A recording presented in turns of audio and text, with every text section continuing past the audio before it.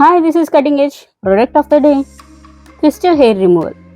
ఈరోజు ఈ ప్రోడక్ట్ గురించి క్లియర్గా తెలుసుకుందాం. చెప్పా కదా, రోజుకు ఒక కొత్త ప్రోడక్ట్ గురించి చెప్పుకుందామని. సో అలాంటిదే ఇదన్నమాట. సో ఈ ప్రోడక్ట్ ఇన్స్టెంట్గా హెయిర్ రిమూవ్ చేయడానికి యూస్ చేస్తాము. ఈ ప్రోడక్ట్ మనం హ్యాండిల్ చేయడానికి చాలా ఈజీగా ఉంటుంది.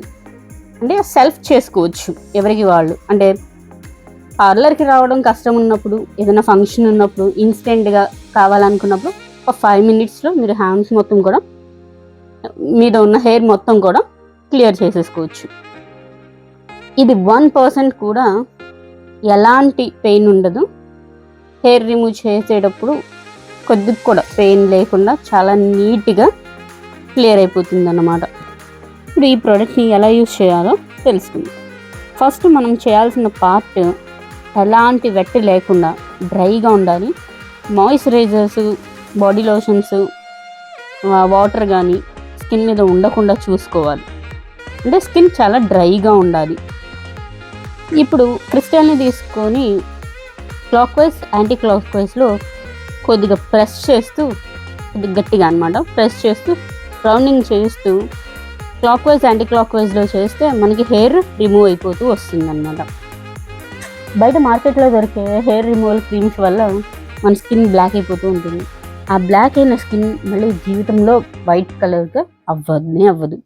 సో అలాంటివి ప్రోడక్ట్స్ కన్నా ఈ ప్రోడక్ట్ 100% బెస్ట్ ప్రోడక్ట్ అని చెప్పవచ్చు. సేఫ్గా, పెయిన్ లేకుండా, బ్లాక్ అవ్వకుండా వాడే బెస్ట్ ప్రోడక్ట్ ఇది. ఇది ఇన్స్టెంట్గా పనిచేస్తుంది.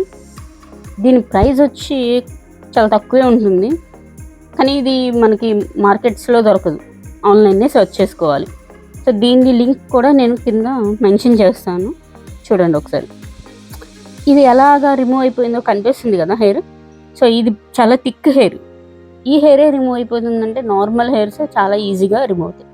సో దీని తర్వాత మనం ప్రొటెక్ట్ చేసుకునే పద్ధతి అంటే, ఆల్రెడీ మనం రిమూవ్ చేసుకున్న తర్వాత కంపల్సరీగా మాయిశ్చరైజర్ని అప్లై చేసుకోవాలి, లేకపోతే స్కిన్ డ్రై అయిపోతుంది.